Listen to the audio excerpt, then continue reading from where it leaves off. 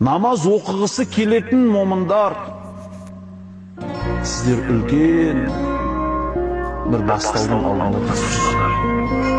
Жәннатқа деген бір қадам бастаған отырсыздар. Намаз оқу қиын емес. Намаз оқу ауыр емес. Намаз деген құлшылығын, оның ләззатын сезген адамға шашып сол себепті шайтанның ең жек көретін ісін орындайын деп жатсыздар. Және де Алланың ең сүйіп көретін ісіне бағыттап жатсыздар. Сүре жаттыңыз, дұға жаттыңыз, бастаңыз, еш нәрседен тайынбаңыз. Себебі ол Алланың алдында біздің парызымыз.